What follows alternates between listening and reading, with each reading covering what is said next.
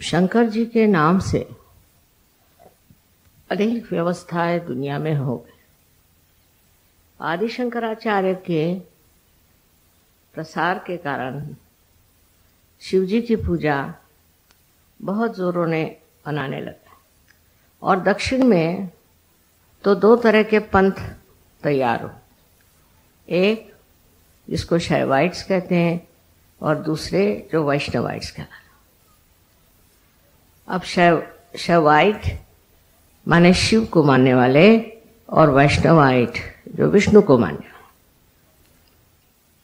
अपने देश में विभाजन करने में हम लोग बहुत होशियार हैं। भगवान के भी विभाजन कर डालते हैं और फिर जब उसको एकत्रित करना चाहते हैं तो और उसका विद्रूप रूप निकल आता है। जैसे कि एक अय्यप्पा नाम का नया निकल आया है मामला, वो बहुत गलत चीज है और उसमें ये दिखाया है कि विष्णु जी ने जब मोहिनी रूप धारण किया तो उनसे एक बच्चा पैदा हुआ शिव जी से। ऐसे कहीं हो सकता है क्या? ऐसी गलत सलत बातें हमारे देश में बहुत निकल आती है और फिर उसी के अलग अलग संघ बन जाते हैं। कोई ना कोई बहाना झगड़ा करने के लिए मिल जाए तो हिंदुस्तानी बहुत खुश होते हैं। अगर उनके पास झगड़ा करने के लिए कोई चीज़ नहीं हो तो वो कोई ना कोई कल्पना से ही चीज़ें निकालते रहते हैं। सो ये दोनों ही चीज़ एक दूसरे से इस तरह जुटी हुई है कि जैसे सूर्य से सूर्य की किरण, शब्द से अर्थ, चांद से चांदनी। माने ये कि जो सोपान मार्ग बना हुआ है जिसे हम सुषुम्ना नाड़ी कहते हैं, जो मध्य मार्ग, वो विष्णु का मार्ग है और उस मार्ग से ही हम शिव तत्व पे पहुंचते। तो जो मंजिल है वो है शिव तत्व की, शिव की, और जो रास्ता है वो विष्णु का बनाया हुआ है। इस रास्ते को बनाने में विष्णु ने और आदि शक्ति ने मेहनत की। इसमें शिव जी का कोई हाथ नहीं। वो तो आराम से अपनी जगह बैठे हैं, जिसको आना है आए, नहीं आना नहीं है। सो इस शिव तत्व को प्राप्त करने के लिए हमें इसी विष्णु मार्ग से जाना चाहिए और उसके लिए जो अनेक चक्र हैं उनको पहले ठीक करना चाहिए। जब ये चक्र ठीक हो जाते हैं तब हमारा विष्णु मार्ग खुल जाता है और उसी के साथ फिर हम धीरे धीरे ऊपर उठने लग जाते हैं।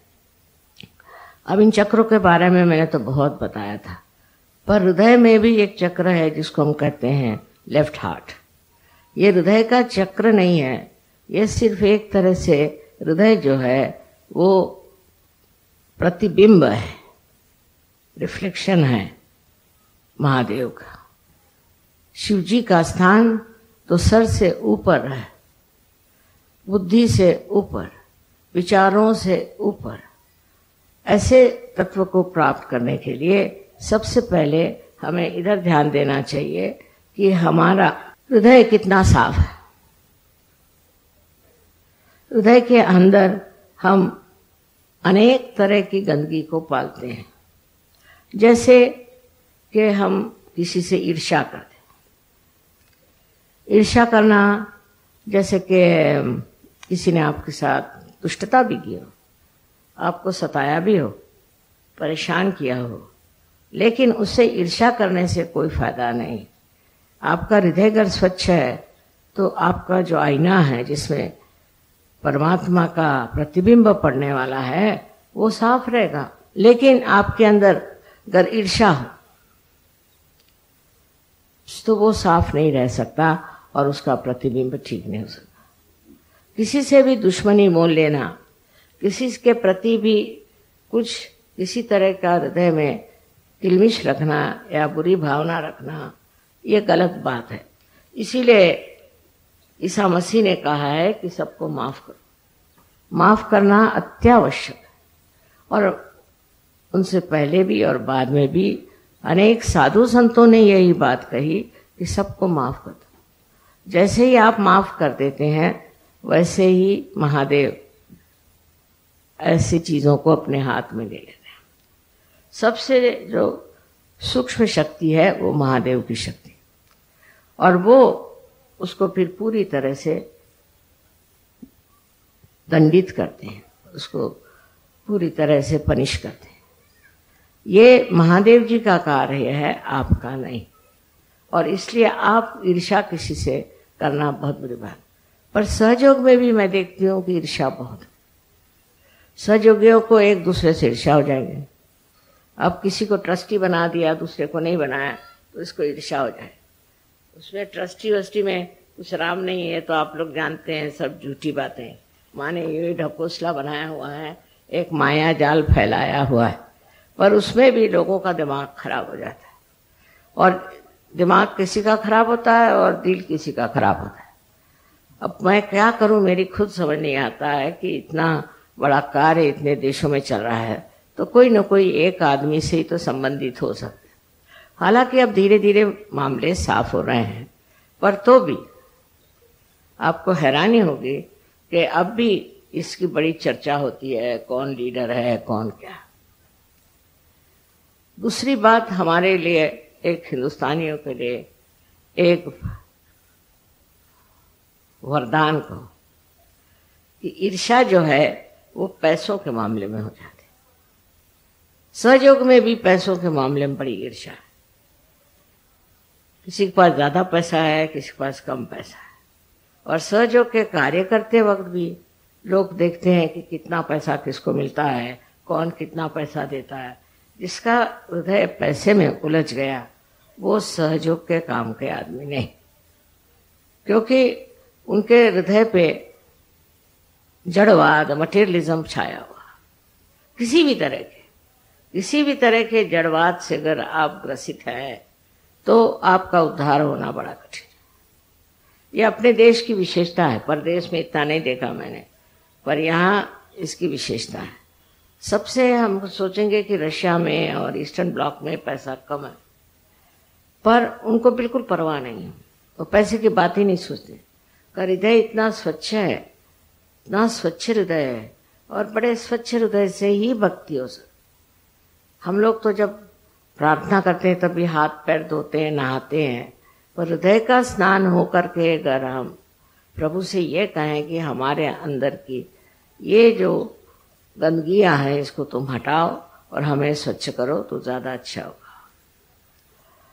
तीसरी बात जो हमारे यहाँ अंदर है, जो षड रिपु जिसे कहते हैं, क्रोध को कृष्ण ने बहुत जोर दिया है कि क्रोध सबसे खराब चीज, क्रोध से ही सब चीज आती है। एक बार आदमी क्रोध करता है, फिर उसको सम्मोह हो जाता है।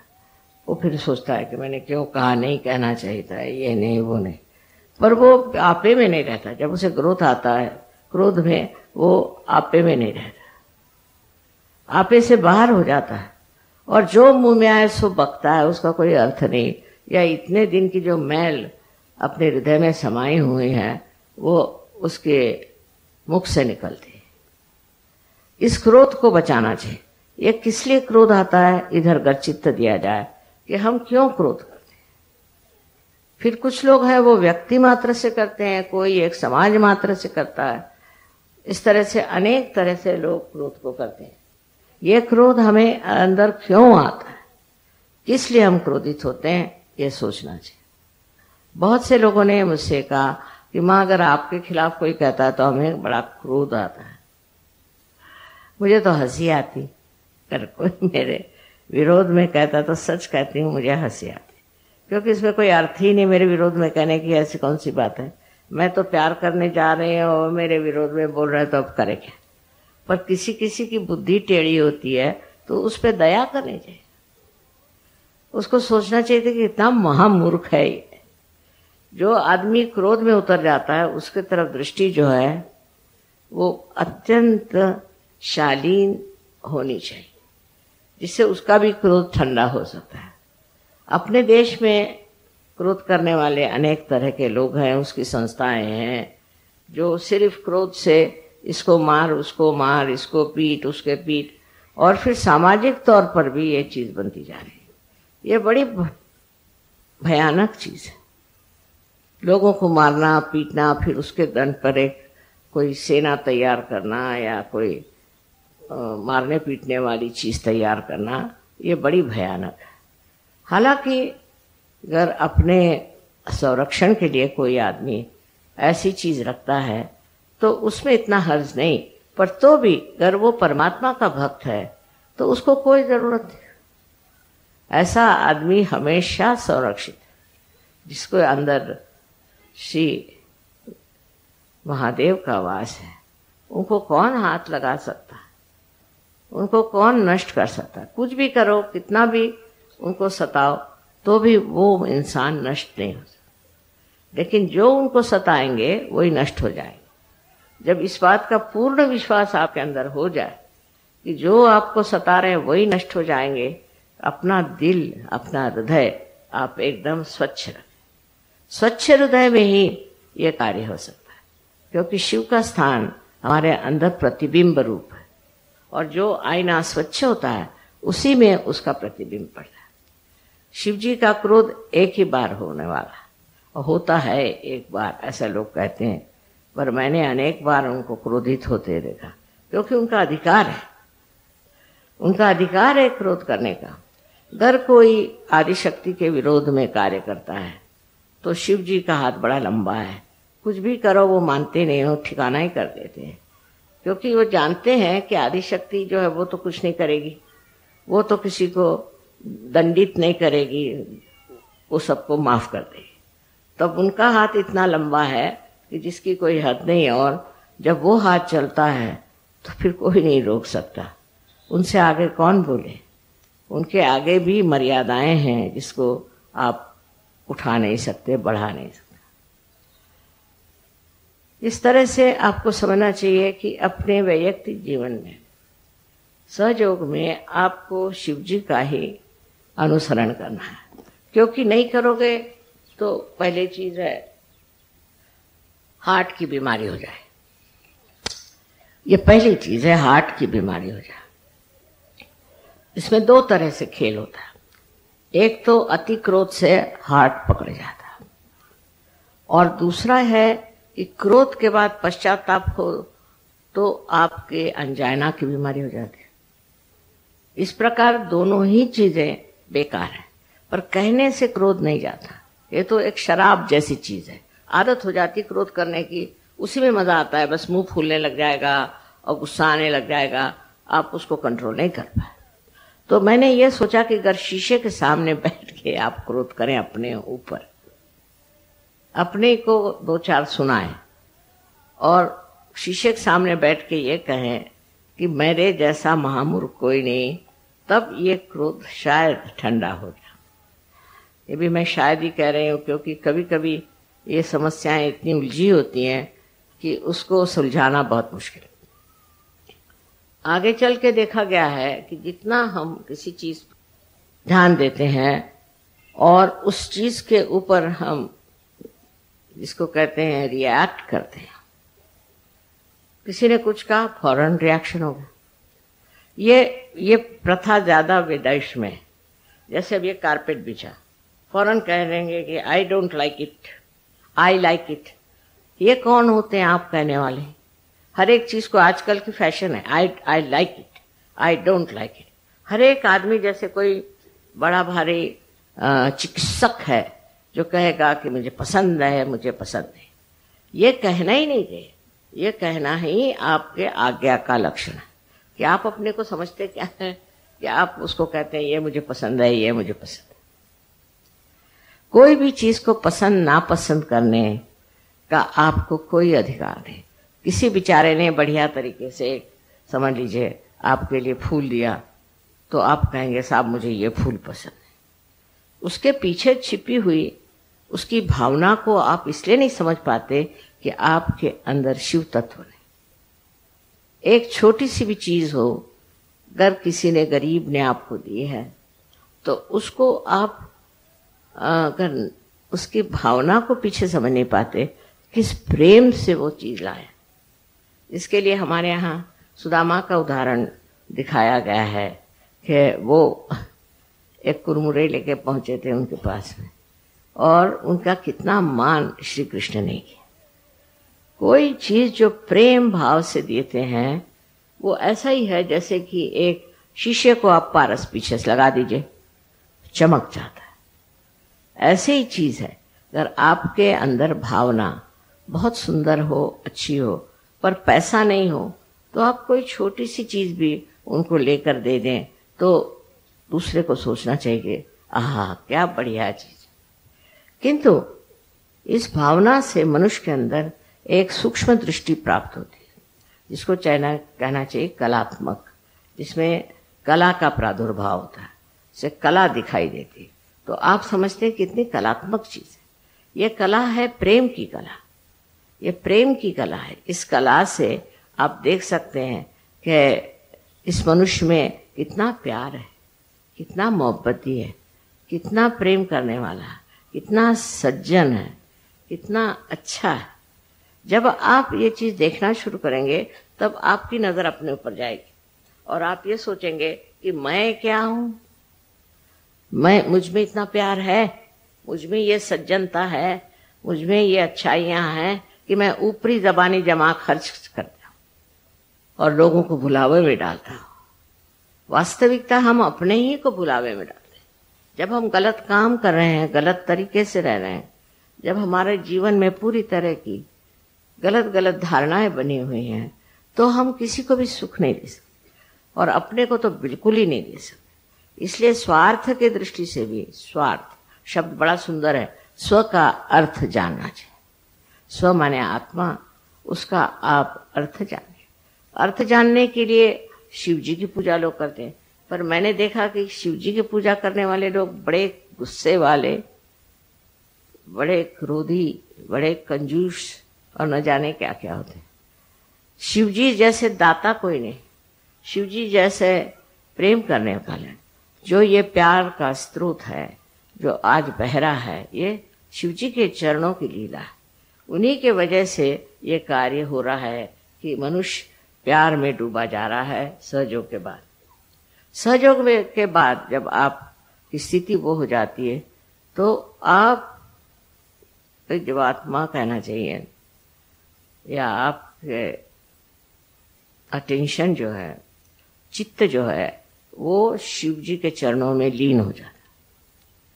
और शिव जी के चरणों में लीन होते ही क्या होता है कि आपके अंदर जो पंचतत्व के गुण हैं वो भी बिल्कुल सूक्ष्म हो जा रहे हैं। मैंने आप लोगों से पहले 4 तत्वों के बारे में बताया था, पर 5वां तत्व जिसे कि ईथर कहते हैं अंग्रेजी में, उसके बारे में नहीं बताया, अपने आकाश कहते हैं।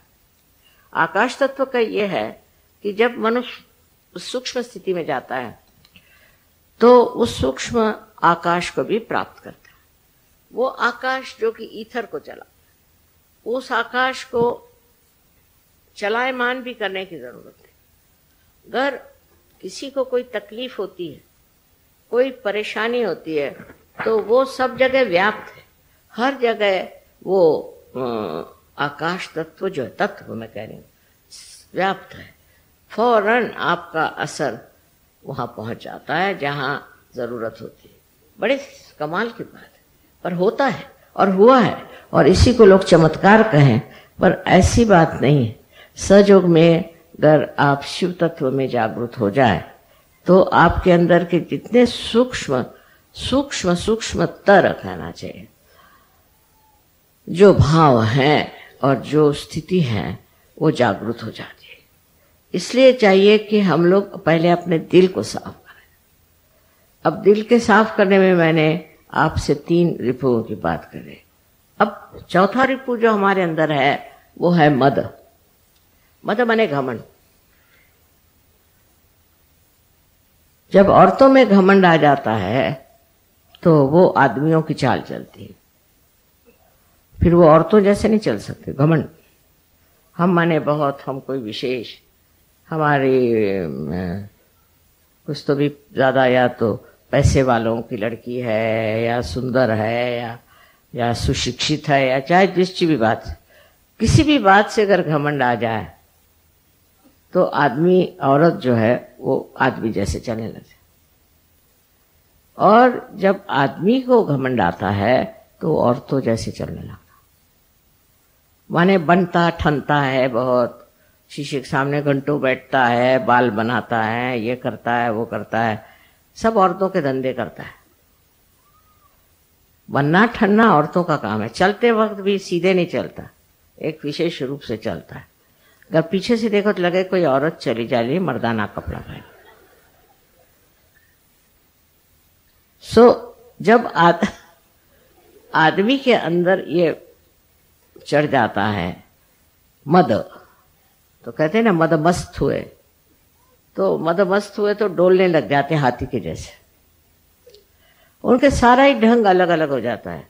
वो बात करेंगे तो, बात नहीं करेंगे तो, बैठेंगे तो, हर चीज में ये दिखाई देता है कि इनके कोई ना कोई घमंड है। अब समझ में नहीं आता कि किस चीज का घमंड इनको चढ़ा हुआ है, कौन सी चीज से अपने को विशेष समझ रहा है। ये सारी चीजें तुच्छ, इसका कोई अर्थ ही नहीं है, सहज में इसका कोई अर्थ नहीं।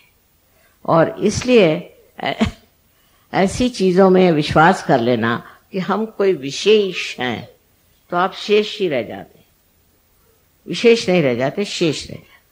मतलब यह है कि अपने बारे में कोई सी भी ऐसी कल्पना कर लेना कि हम बड़े रईस हैं या हम बड़े ये हैं। अब तो गरीबों को भी घमंड हो गया, दलितों को भी घमंड हो गया, कुछ समझ नहीं आता, जो भी हो वो हम हैं।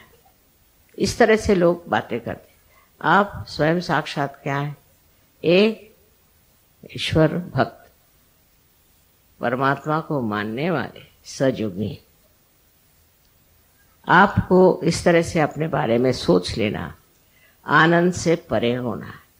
क्योंकि शिव शक्ति जो है वो आनंद विभोर मनुष्य को करती। मनुष्य आनंद में मस्त होने के लिए शिव की भक्ति करता है। पर मैं देखती हूँ कि अधिकतर शिव भक्त जो होते हैं बड़े सड़ियल लोग होते हैं, उनसे कोई बात भी नहीं कर सकता। फायदा क्या?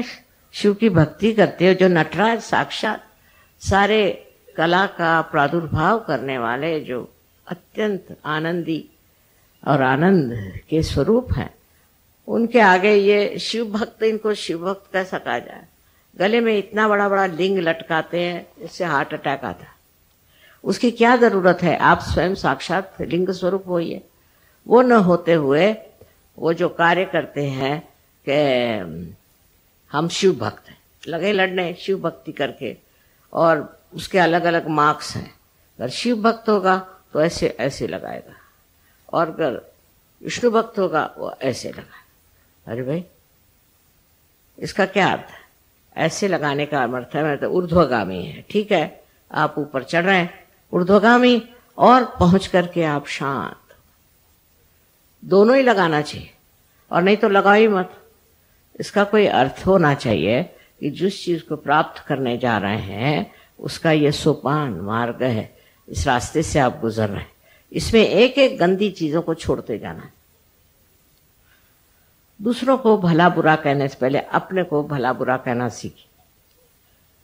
मैं ऐसी हूं, मैं वैसी हूं, अपने को कहें। जब आप अपने को कहना शुरू करेंगे तो आप देखिए कि सारे भूत भाग जाएंगे। क्योंकि ये सारे भूत हमने इकट्ठे किए हैं खुद ही सोच सोच के, अपने आज्ञा से, अपनी आज्ञा भरते गए, उससे भूत इकट्ठे होते गए, दिमागी जमा खर्च हो गया, और आदमी बहुत क्लेशदायी, दुखदायी हो जाता है। और वो दुखदायी उसको भी दुखदायी करता है। आप किसी को दुख देकर सुख नहीं पा सकते। उसका जरूर असर आना चाहिए, चाहे आप पत्थर हो, पर उसका असर आता है। और उसका असर यही आता है कि आदमी बड़ा दुखी हो जाता है। ये तो एक माँ की बात है कि वो आपके सुख की बात करे। आपको जिससे सुख मिले, जिससे आपको संतोष मिले, जिससे आपको शांति मिले, जिससे आपको प्यार मिले, और दुनिया में एक आप सज्जन इंसान हो जाए। ये एक तो माँ का तरीका है, पर शिव का ये तरीका है ना। शिव एक हद तक चलते हैं, नहीं तो ऐसा तड़ाकते हैं कि मैं घबराती रहती हूँ कि अब ये आदमी किधर जा रहा है, अब इसका होगा क्या, ये कहाँ पहुंचेंगे, इसको क्या कर रहे हैं। उनको ये नहीं, उनके अंदर ये नहीं है कि चलो भाई इनको ये बहुत खराब है, बुरे हैं, तो माफ कर दें। हाँ, माफ करने योग्य हो तो माफ करते हैं, और जो उनकी बहुत तपस्या करता है उनको भी वो वरदान देते हैं। पर जो आदमी मूलतः बेसिकली जो ठीक नहीं होना चाहता उसको वो ठीक कर देते, ये बात सही। इसलिए उनसे डरना भी चाहिए। उनको भयंकर भी इसीलिए कहते हैं कि जब बिगड़ते हैं तो वो किसी को भी नहीं छोड़ते। पर उनका सबसे ज्यादा जो बिगड़ना है वो तब होता है जब अंत का, कहते हैं ना कि रात्रि ऐसी आएगी कि सब नष्ट हो जाएगा, उस टाइम में वो अपने क्रोध से सब चीज नष्ट कर दे। ये समय तब आता है क्योंकि मैंने आपसे कहा था कि ये आखिरी निर्णय है, लास्ट जजमेंट है। इसमें आप कौन से रास्ते पे जाते हैं, कहाँ जाते हैं, क्या करते हैं, ये सब पूर्णतया आपके अंदर लिखा जाता है। आपका जैसे कच्चा चिट्ठा बन जाता है और उसी के अनुसार आप चाहे स्वर्ग में जाएं और चाहे आप नरक में जाएं। नरक में भेजने वाले तो शिव जी, मैं नहीं, मुझे कोई मतलब नहीं नरक से, लेकिन शिव जी को है, वो खींच के आपकी टांग आपको नरक में डाल देंगे। फिर आप ये ना कहें कि मैं तो माँ का बड़ा वर्शिपर हूँ और मैं माँ को मानता हूँ तो मुझे क्यों ये ऐसा हो गया। इसका कारण मैं नहीं हूँ।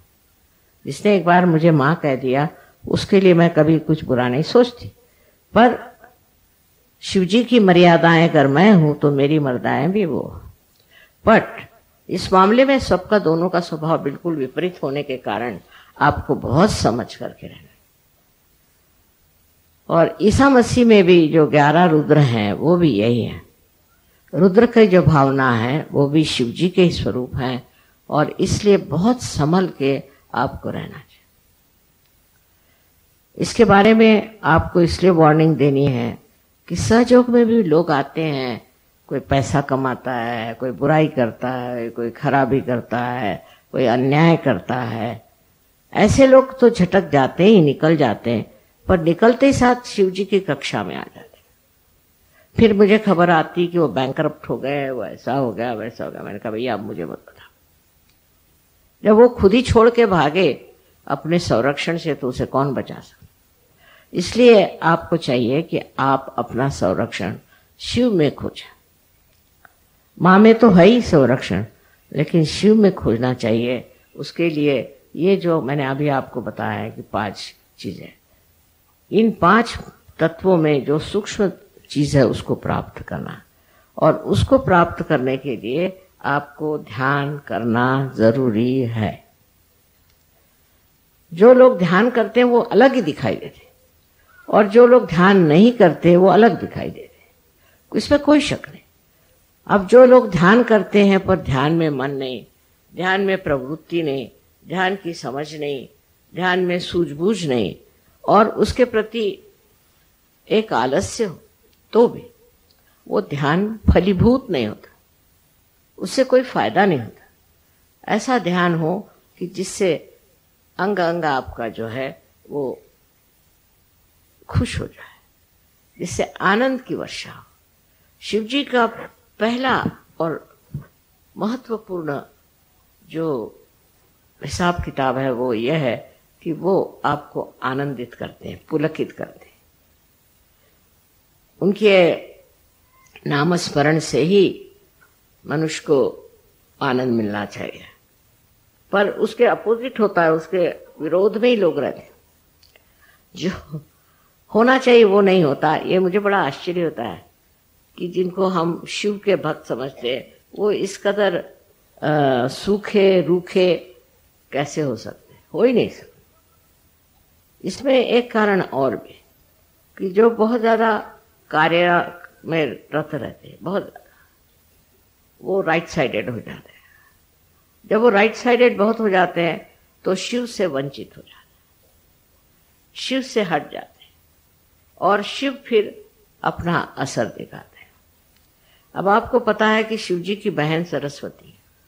जो सरस्वती की पूजा करते हैं, माने जो पढ़ते हैं, लिखते हैं, ये सब ज्ञान व्यान इकट्ठा करते हैं, और इसके अलावा कला में बहुत रुचि रखते हैं, ऐसे जो लोग कला की और जिनकी रुचि है, ऐसे लोग जो हैं, जो सरस्वती की पूजा करते हैं, उनकी वंदना करते हैं, उनको सबसे पहले ये जानना चाहिए कि ये शिव जी की बहन है। और आप जानते हैं बहन का रिश्ता बड़ा जबरदस्त होता है। अगर आप इनकी बहन की कहीं प्रवंचना करें या उससे कोई बुरे गुण ले लें या बुरी बातें करें, जैसे कि बहुत से लोग हैं गंदी गंदी किताबें लिख देते हैं, बहुत से लोग हैं जिनके पास ज्ञान है उसको उल्टा सीधा कर देते हैं, ऐसे लोगों पे शिव जी का हाथ बड़े जोर से पड़ता है, क्योंकि उनकी बहन जो है वो बड़ी महत्वपूर्ण है और उसकी प्रवंचना करना माने बहुत ही बड़ा गुनाह है, उनकी दृष्टि में बहुत बड़ा गुनाह है। और आदिशक्ति के लिए भी उनका बहुत कड़क नियम है, इसमें कोई शक नहीं। जरा इसको एक ही नहीं निकल रहा है। अब जो सहयोगी हैं उनको सबसे पहले अपनी ओर ध्यान देना। मेरा मतलब नहीं कि शीशे के सामने घंटों बैठे रहिए, बिल्कुल भी नहीं। शीशे के सामने बहुत बैठना भी एक बीमारी मानी जाती है, पर यह है कि आप अपनी तरफ नजर करें और अपनी तरफ नजर करके देखें कि मेरे अंदर कौन सी खराब, मैं कौन से गलत काम करती। अपने भारतीय संस्कृति में जो कुछ बताया गया है सीधा रास्ता उसे लेना है। आजकल नया जमाना आ गया है तो लोग सोचते हैं जैसे भी रहो ठीक है, ऐसी बात नहीं। हिंदुस्तान में रहते हुए आपको भारतीय संस्कृति के अनुसार पूर्णतया रहना है। आपका सारा जीवन क्रम भी भारतीय संस्कृति से जुटा रहे, क्योंकि भारतीय संस्कृति में शिव तत्व का बड़ा महत्व है। सबसे ज्यादा जो है शिव तत्व का है और शिव तत्व ने ही हमारी मर्यादाएं बनाई कि इस मर्यादा को आपने लांघा कि आप गए। जो मर्यादाएं हमारे संस्कृति में हैं वो शिव की कृपा से, वो सारी बातें जो हमें बताई गई हैं आज तक कि ऐसे नहीं करते वैसे नहीं करते, छोटी सी लेकर बड़ी तक ये मर्यादाएं शिव ने बनाई और वो इसका इतना जबरदस्त ख्याल रखते हैं कि जैसे ही आप इस मर्यादा को लांघ जाते हैं आप पे उसका असर आता। अब शिव तत्व में इतनी गलत धारणा भी लोगों ने बना ली। जैसे बहुत से सोचते हैं कि भंग पीने से आप शिव तत्व के हो जाते हैं। बहुत से लोग जो शराब पीते हैं वो सोचते हैं कि शराब पीने से आप शिव तत्व में डूब जाते। बहुत सारी ऐसी गलत चीजें लोगों ने बना ली है कि ये शिव जी के लिए ये चीज है। वो शिव जी ने अगर पिया, शिव जी ने तो विष भी पिया था, आप विष पिएंगे? उन्होंने इसलिए पिया था कि संसार का सारा विश्व जो है वो खा ले, इसलिए वो धतूरे को खाते थे कि धतूरा जो है इसमें जहर होता है तो वो खाते थे। इसी प्रकार आपने सुना होगा कि साईनाथ जो थे वो बहुत तंबाकू पीते नहीं थे, पर वो चिलम में भर के खींचते थे। वजह यह कि महाराष्ट्र में लोग बड़ा ही तंबाकू खाते हैं। हर आदमी, मिनिस्टर भी तंबाकू खाएगा और उसका चपरासी भी खाएगा, और मिनिस्टर चपरासी से कहेगा भाई तेरे पास तंबाकू हो तो दे। इस कदर वहां लांछनास्पद बिल्कुल तंबाकू का जोर है। हालांकि इतनी तंबाकू तो वहां होती नहीं है, पर पता नहीं क्यों लोगों को तंबाकू को बीमारी है। इतनी तंबाकू खाते महाराष्ट्र में लोग। उस तंबाकू के लिए ही साईनाथ ने ये सोचा कि मैं ही क्यों नहीं इनकी सारी तंबाकू खा जाऊं, इसलिए वो तंबाकू खींचते थे। तो लोगों ने कहा लो साईनाथ भी चिलम पीते थे तो हम भी पिए। जहां वो वहां ऐसे लोग हो गए कि जो तंबाकू इसलिए लेते थे कि इन लोगों की तंबाकू की जो लत है वो खत्म है। अब वो चाहे उसको कुछ भी कहिए, है तो वो तंबाकू, और तंबाकू का और शिव जी से वैसा संबंध नहीं है, पर ये जरूर है कि सब वो सारी दुनिया भर की तंबाकू को खत्म करना चाहिए। अब समझ लीजिए अगर आप देवी है, सो देवी का काम है कि सारे दुनिया के दुष्टों को, भूतों को खा ले। अब आप भी खाएंगे क्या भूत? देवी का कार्य है कि वो जितने भी आपके पीछे में लगी हुई बीमारियां हैं उनको आत्मसात कर ले। तो अब आप लोग करेंगे क्या? यह आपका कार्य नहीं। इसी प्रकार जो कुछ भी साधु संतों ने किया है वो सब करने आप करने के लिए तो अभी आपकी ये शक्ति है और नहीं आपका कार्य। आपका कार्य जो है वो अपनी स्वच्छता करना, अपने को ठीक करना। पहले आप उस दशा में पहुंच जाए, तब फिर सब मामला ठीक हो सकता है। पर अगर आप उस दशा में नहीं जाएंगे तो बेकार है, आपके लिए ये सारे उपद्व्याप करने से कोई फायदा नहीं। बहुत सारी चीजें हैं जिसका समर्थन हो सकता है गलत तरीके से, पर हमको अगर सही तरीके पे रहना है और सही मार्ग से चलना है तो सर्वप्रथम अपने हृदय को हम स्वच्छ करें। ये जो हमें आदतें लगी हैं, ये आदतें भी सारी हमारे हृदय पे असर करती। इसलिए पहले जमाने में ऐसा होता था कि जो भी विद्यार्थी आते थे उनको जंगलों में सोने कहते थे। वो जंगलों में रहे जहां सांप बिच्छू बकड़ियां सब लगे, वहीं रहो तो तुम्हारे ऊपर ऐशो आराम न चढ़े। ज्यादा से ज्यादा झोपड़ी में, जिसको कि गोबर से लिपा हुआ है, उसमें सुलाते थे। और बहुत सादगी का जीवन, कपड़े भी बहुत कम पहनने, जिसमें कि बच्चों को कपड़ों के प्रति लालच न हो। हमें ये कपड़ा पहनना है, हमें ये जूता खरीदना है, हमें ये खाना खाना है, ये सहयोगियों को कहना नहीं चाहिए। आपको मालूम है आपकी माँ कहीं भी रह सकती, कहीं भी सो सकती, कुछ भी खा सकती। तो ये जो चीजें अपने अंदर स्वाद, हमारे यहाँ जो इंसान देखो हिंदुस्तान का, उसको खाने पीने का बड़ा शौक। सहयोगी भी एक दूसरे को बुलाएंगे खाने पर आइए, काय को, औरतों को खासकर, कि जैसे ही कहीं जाओ तो कहे माँ आप हमारे घर खाने पर आ। मैंने कहा मेरे खाने का बड़ा गड़बड़ा काम है, मैं तो किसी होटल में नहीं खा सकती, मैं कहीं नहीं खा सकती, और घर में भी बगैर नमक बड़े चीनी के रहती हूँ। मेरे अंदर अस्वाद है, बचपन से अस्वाद। मैं हर हालत जो मिले सो खाती हूँ, पर हम लोगों की जो जबान है बड़ी चटोरी है हिंदुस्तानियों, चाहे वो यूपी वाले हों, पंजाबी हों, चाहे दक्षिण के हों, खाने के मामले में हिंदुस्तानी बहुत एक्सपर्ट है और आदमियों को बुद्धू बनाते हैं खाना खिलाकर। हमारे हस्बैंड को ये पसंद है, हमारे हस्बैंड को वो पसंद है, करें क्या? उसकी गुलामी करेंगी, हस्बैंड को प्लीज करेंगी, उनको ये करें। रात दिन खाने पीने की बात अगर करे तो सहयोगी ने। अब बाबा जब मैं वहां थी मिलान में, वहां जब प्रोग्राम हुआ गुरु पूजा में, मैंने खुद खाना बना, क्या करें। 4 साल तक मैं वहां खाना बनाती रही, क्योंकि दूसरे लोग अच्छा खाना नहीं बनाते थे। लोग कहते माँ ये तो प्लास्टिक के जैसे करा, पर हिंदुस्तानी उसमें विशेष। जितने भी हिंदुस्तानी वहां आएंगे सब मुझे मिलना चाहेंगे, उनका विशेष अधिकार मेरे ऊपर। और दूसरा खाने पीने में बड़ा कि यहाँ का खाना ठीक है। अब एक और नई चीज शुरू हो गई हिंदुस्तानियों में कि अटैच्ड बाथ चाहिए। इनके बाथरूम्स घरों में जाके देखो तो कैसे इनके माँ बाप रहते थे, इनको अटैच्ड बाथरूम, वो भी अंग्रेजी ढंग का। मैं इसलिए आज कह रही हूं कि इससे बड़ा परेशान कर दिया। गणपति पुणे में उनके लिए अलग से मैंने बाथरूम बना दिया, बाबा अंग्रेजी बना दो। पर पहले मैंने हिंदुस्तानी बनाया, मैंने चाहे हिंदुस्तानी को हिंदुस्तानी पसंद आएगा, और अंग्रेजों को अंग्रेजी बना दिया। तो ये फरमाते कि नहीं हमको अंग्रेजी चाहिए, बताओ। मैंने कहा यहां अभी स्ट्राइक शुरू हो जाएगा। मैंने कहा लोटा लेके जंगल में जाओ, यही तुम्हारा इलाज है।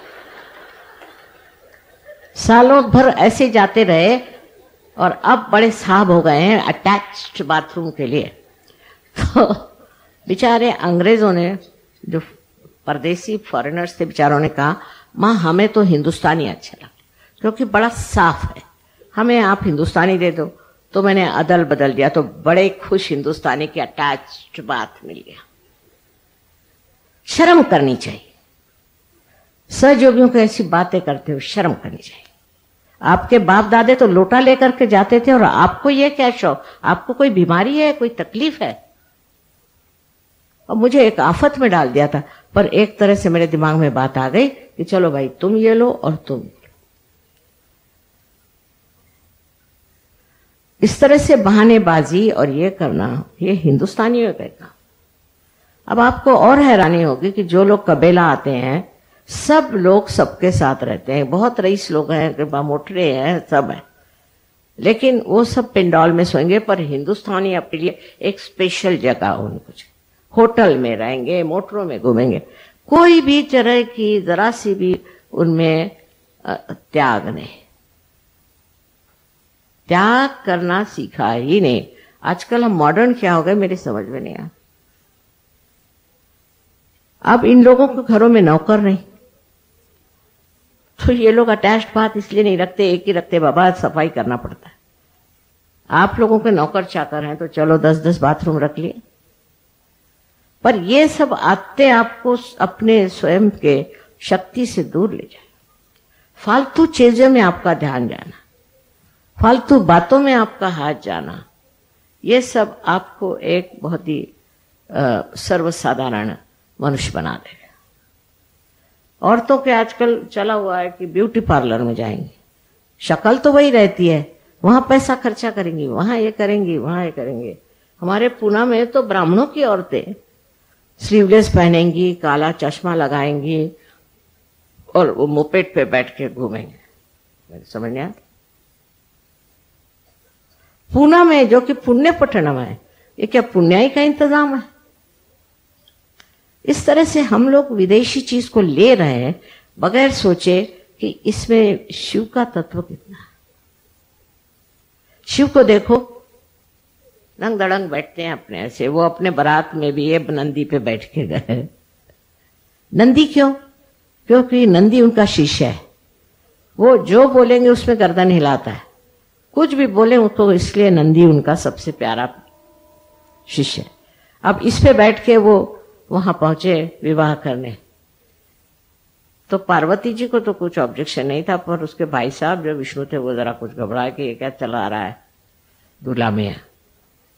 मेरा मतलब नहीं कि ऐसे दूल्हे आप बन के जाइए, ये मतलब नहीं, पर तो भी उसमें भी ताम झाम दुनिया भर की चीजें करा करके और खर्चे में डालने से फायदा। समझदारी, समझदारी आपका अलंकार। हर चीज को मान्य कर लेना, हाँ ठीक है, जो भी है ठीक है, खाना ठीक है। अब वो किसी के यहाँ खाना जाएंगे और उसकी बुराई करते रहे, मुंह पे नहीं करे, घर पे आके करेंगे, क्या खाना बनाया था। किसी के अच्छा खाना बनाओ तो बीवी कहेंगे वैसे तुम बनाओ।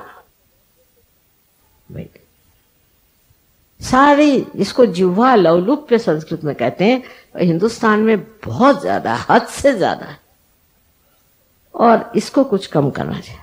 ये लोग आपका खाना खाते हैं, मैंने कभी नहीं सुना किसी ने शिकायत करी। हालांकि इन लोग का अंग्रेजी खाना तो कोई खा नहीं सकता, आप लोग भी, लेकिन इस तरह से अपने ऊपर ये जो लेपन करा रखा है, इससे आनंद में आप विभोर नहीं हो सकते। शिव जी का जो आनंद है उसको तो बताने के लिए लोगों ने कहा था कि आप वैराग्य करो, पहले विराग हो जाओ, हिमालय पे जाओ, एक टांग पे खड़े रहो, फिर कपड़े बिल्कुल कम पहने, नदी में जाके नहाने का और वैसे गीले कपड़ों से ध्यान करो। सारे कष्ट शरीर को देते थे, और गुरु लोग अब भी मारते पीटते हैं, बहुत सताते हैं, ऐसे थोड़ी बैठे बिठाए पार करा दे, ना, काफी आफत कराते हैं, और तब उसके बाद लोग पार होते हैं। पर उनका जो पार होना है वो जम जाता है, स्थिति है। और आप लोगों को ऐसे ही प्यार करा दिया, अब वो बाकी के पीछे की चीजें तो चल ही रही सर, वो आफत तो चल ही रही है, अब उसको क्या करें? तो उसको ही छांटना है। इन सब चीजों को जो हमने जोड़ लिया है, इसको छांटना है, खत्म करना है, और उसको उपद्रव करने की जरूरत नहीं, कि कोई वैराग्य लेने की जरूरत नहीं, घर द्वार छोड़ने की जरूरत नहीं, किसी भी तरह का द्राविड़ी प्राणायाम कहते हो करने की जरूरत नहीं। पर एक चीज जरूर है, एक चीज जरूर है कि अपना ये कम करना चाहिए, कम करते जाना, धीरे धीरे कम कर, अस्वाद अंदर आना चाहिए, बहुत जरूरी। स्वाद एक बड़ी भारी चीज है।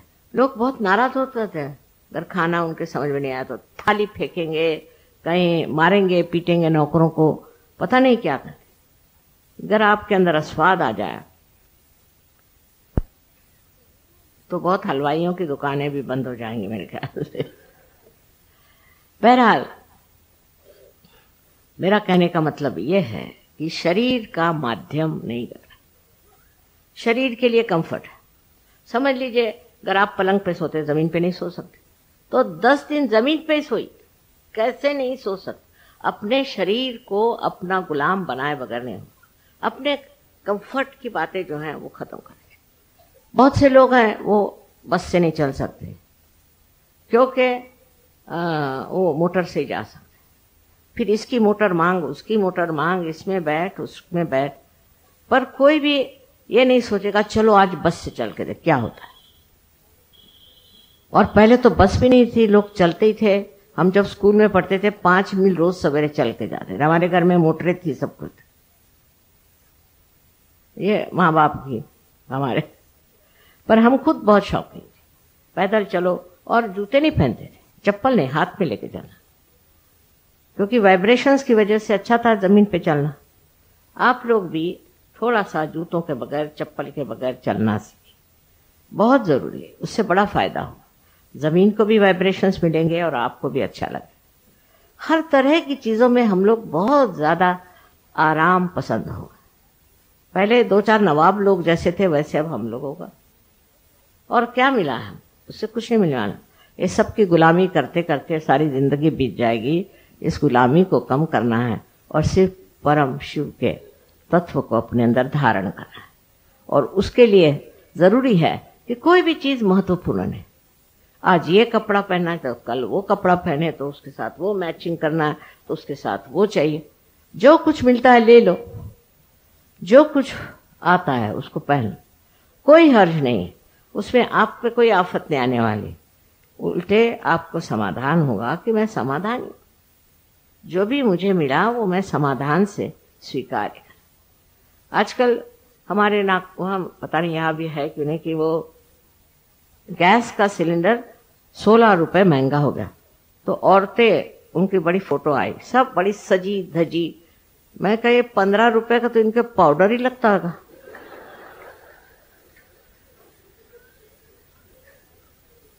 ये लोग कहे कि वो जा रहे हैं कि हम जा रहे हैं अब स्ट्राइक पे, काहे के लिए? क्योंकि 15 रुपए बढ़ गए। और तनख्वाहें आपकी इतनी बढ़ गई वो किसी को नहीं दिखाई। हम अपने सर्वेंट को पहले समझ लो कुक को 20-25 रुपए देते थे, आज 2,500 रुपए मिले। अब वो भी शिकायत करेगा, उसको कपड़े भी मिलते हैं, सब मिलता है। कितनी भी तनख्वाह बढ़ जाए तो क्या दाम नहीं बढ़ेंगे? जहां तनख्वाह ज्यादा मिलती वहां दाम बढ़ते हैं। वो सोने की बताते ना कि जब लंका में आप सोने की ईंट मिलती, एक साहब गए सोने की ईंट लेने, तो देखा क्या कि एक दिन उन्होंने काम किया तो उनको 2 ईंटें मिली। उसके बाद वो नाई के पास गए उनकी शेव करने के लिए, तो उसने कहा कितना चार्ज कर? 2 ईंटें। जैसी कमाई वैसा खर्चा, एक समझदारी की बात है। तो लग गए उसी के पीछे में कि भाई महंगाई हो गई, ये हो गया। मेरे तक शक आता था, मैं तनख्वाह कितनी बड़ी तुम्हारी, बहुत बहुत बढ़ गई। फिर तुम्हें महंगाई का रोना कैसे? जब तनख्वाह बढ़ेगी तो महंगाई होनी है। आपकी तनख्वाह तो बढ़ जाए और महंगाई न हो, ऐसा कैसे हो सकता? ये सर्वसाधारण चीजें अगर हमें आ जाए तो सामाजिकता में भी हम शिव का तत्व करें। अब गांधी जी जैसे थे, बड़े ही जबरदस्त, उनके साथ मैं थी, आश्रम में रहते थे, मुझे कुछ नहीं होता था, पर सब लोग रोते थे क्योंकि उनका था कि सबके बाथरूम साफ करो, सब मेहमानों के, सब। वो जमादार नहीं रखते थे, और अपने कपड़े खुद धो, अपनी थाली खुद धो, और खाने में सब खाना बॉइल्ड, उसके ऊपर सरसों का तेल आप ले सकते। अब बताइए कितने लोग हिंदुस्तानी खा सकते हैं वो खाना? बस 2-3 दिन रहते थे और भाग जाते थे। ये हालत थी। अब आप लोगों को भी थोड़ा अस्वाद सीखना चाहिए। अब अस्वाद के लिए ऐसा है, मेरे तो पता नहीं कैसे छूटता है, पर आप अगर खाना थोड़े दिन उबलाई खाए तो कैसे क्या रहेगा। कोई माँ अपने बच्चों को ये नहीं कहेगी, लेकिन मैं क्या करूं, इसमें शिव तत्व खराब हो रहा है। सब लोग अगर खाने पीने में लगे रहें तो आपका शिव तत्व गायब हो जाएगा, तो सारी मेहनत ही बेकार जाएगी। इसलिए खाने पीने में बहुत ज्यादा रत रहना कोई अच्छी बात नहीं। पहले जमाने में लोग एक आध दिन उपवास भी करते थे, कुछ न कुछ अपना त्याग करते थे। पर आजकल बड़ा मुश्किल है ऐसा कहना कि आप अगर संतुष्ट हो जाए, समाधानी हो जाए, तो आपको कोई ज़रूरत नहीं है, बिल्कुल ज़रूरत नहीं है कि आप हर समय खाने पीने की बातें करें और अपने यहाँ खाने पे बुलाएं। फिर हमारे यहाँ एक जाति पाति बहुत है कि अगर कायस्थ हैं तो अलग हैं, हिंदू है वो क्या ब्राह्मण है तो अलग है, फलाने अलग है। अब भी है। अब क्या होगा कि जो कायस्थ सहयोगी हैं वो सब एक हो गए, ब्राह्मण सहयोगी एक हो गए। अरे भाई अब तुम सहयोगी हो गए, अब भी काय को ये कर रहे हैं ब्राह्मण और ये। फिर कायस्थों को खाने पर बुलाएंगे और ब्राह्मण ब्राह्मणों को खाने पर बुलाएंगे। अब ये इस तरह की मूर्खता अगर करनी है तो सहयोग में काय को आए। सहयोग में जाति पाति ये कुछ है नहीं, और तो आपकी वही नहीं मिटी जो बिल्कुल मूलतः गलत चीज है, तो अब क्या मिटने वाला है। शिव जी को था क्या जाति पाति, वो तो एकाक्ष को किसी की टांगे टूटी हुई, किसी का हाथ टूटा हुआ, ऐसे सब लूले बुले ले करके और अपनी बारात में ले गए थे। तो ऐसे शिव तत्व में आपके लिए बहुत ज्यादा ये कटाक्ष रखना कि हम तो भाई बहुत पर्टिकुलर हैं कि खाना जो है ऐसा होना है। फिर कायस्थों का अलग, ब्राह्मणों का अलग, और जातियों का अलग, राजपूतों का अलग, सबका अलग अलग। अब वही खाना खाइए। मुझे कभी भी समझ में नहीं आता, आज तक समझ में नहीं आया कि ऐसे अलग अलग खाने में ज्यादा आनंद आता है, तो ये लोग क्यों ऐसा ही खाना मांग, क्या वजह। बंगालियों को बंगाली, मद्रासियों को मद्रासी। तो मैंने एक बार कहा कि हमारे एयरफोर्स में, एरोप्लेन्स में कोई अच्छा स्टैंडर्ड खाना क्यों नहीं। पहले माँ ये बताइए कि हिंदुस्तान का स्टैंडर्ड खाना कौन सा। ये तो बात सही। तुम कर कोई खाना बनाओ तो कहेगा ये तो मद्रासी का, मद्रासी कहेगा ये क्या बिहारी है, फलाने का ढिकाने का ढिकाने। तो इसलिए सब तरह का खाना खाना आना चाहिए, क्योंकि यहां से सब चीज शुरू हो जाती। ये वैखरी जबान में भी एक मिठास, मधुरता होनी। मुस्कुराहट में भी कभी कभी ऐसा लगता है कि रावण निकल रहे इनके मुंह में से। तो बोलने का क्या कहना, जब बोलते हैं तो लगता पता नहीं ये कौन चंडिका बोल रही कि क्या बोल रही है। औरतें बड़ी तमाशा और आदमी भी बहुत तमाशा। अजीब अजीब चीजें ऐसी बन गई हैं। इसमें शिव तत्व कहाँ है। शिव तो प्रेम का महासागर है। वो तो राक्षसों को भी उन्होंने वरदान दिए। राक्षसों को भी जिसने वरदान दिए, ऐसे शिव तत्व को हमारे अंदर अगर लाना है तो हम ऐसी छोटी छोटी बातों में कैसे उलझ, ये हम कैसे कर सकते हैं, ये बताइए। जिस तरह से हम एक दूसरों को क्रिटिसाइज करते हैं, किसी को कोई कहता है ये ऊंचा है, कोई कहता है नीचा है, ये शिव की बात है। शिव के अंदर प्रेम की धारा है बह रही, और इस प्रेम की धारा में बहते हुए आपको ऐसी उल्टी सीधी बातें करनी नहीं चाहिए, और उससे कोई फायदा नहीं होना। आपसी प्रेम, आपसी समझ और आपस का आनंद उठाना चाहिए। अब ये बात जरूर है कि सहयोगी आपस में लड़ते नहीं, ये तो मैंने देखा, और आपस में मिलते हैं तो बहुत प्रेम से मिलते हैं। पर तो भी अभी भी ये छोटी छोटी बातें जो कि बड़ी वैयक्तिक हैं, खाना पीना, उठना बैठना पैरना, ये जरा सा ठीक करना चाहिए। ये अगर ठीक कर लें तो बड़ा अच्छा होगा। आपका चित्त जो है वो हृदय के तरफ जाएगा और इन सब चीजों में नहीं रहेगा। इन सब चीज़ों में नहीं रहना। परदेश में ये बीमारी ज़्यादा है इसकी कि वहाँ एक से एक निकले हुए हैं, वो बनाते हैं अलग अलग तरह की चीज़ें, और जिसने वो चीज़ें पहन ली वो बड़ा भारी अपने को सोचता है बड़ा रईस। खासकर इटली में ऐसा बहुत ज़्यादा प्रकार है। लेकिन ये सब बातें आपको इसमें नहीं पड़ना चाहिए। आप अपने सादगी से रहो। अपने देश में सादगी से रहने वाले जो होते हैं उन्हीं का नाम हुआ, औरों का नाम नहीं हो सकता। पहले ज़माने में लोग, गांधी जी ने कहा खद्दर पहनो, तो लोग बिल्कुल खद्दर पहने। उन्होंने ऐसा बनाया था तो खूब ठिकाने लगाया था सबको उन्होंने। पर अब आपको अपने को ठिकाने लगाना है, क्योंकि आप स्वयं आत्मा के प्रकाश, आप स्वयं श्री शिव के शरण में आए। आप खुद को खुद ही ठीक करें। आपको दूसरों को ठीक करने का नहीं है, बस अपने को ठीक करें और धन्य समझे कि आप आत्म साक्षात्कारी। कितने थे पहले? अरे 2-4 थे बेचारे, उनको ही लोग मार डालते थे। आज आप हजारों की तादाद में हैं, तो इस चीज को शुरू करें। बातचीत में मिठास, ऊपरी तरह से नहीं, हृदय से। जो भी बात आप हृदय से करें उसको कोई नहीं बुरा मानता, इसलिए हृदय से बात। अपने बच्चों से, बड़ों से जो मर्यादाएं हैं उसको पालते हुए आप अपने को सुखी बनाने से दूसरों को भी सुखी बनाएं। लेकिन आपके अंदर अगर ये आशीर्वाद शिव का न हो कि जिससे आप समाधानी बने, और कोई चीज से हो नहीं सकता। इसलिए अपनी ओर ये भी नजर रखें कि मैं समाधानी हूं या नहीं, मुझे समाधान है या नहीं। मैं छोटी छोटी बात को ले करके और दूसरों पे बिगड़ता हूं या उसके नुक्स निकालता हूं, तो कुछ तो भी मेरे अंदर बहुत बड़ी खराबी, और उस खराबी को देखने से ही आप स्वच्छ हो सकते। जब तक आपको कोई चीज दिखाई नहीं देगी, आप साफ कैसे करेंगे? इस सफाई की बहुत जरूरत है, और इस सफाई से ही आप उस परम पिता परमेश्वर के दर्शन कर सकते हैं अपने अंदर, और लोगों को भी इसके दर्शन हो सकते हैं। अनंत आशीर्वाद।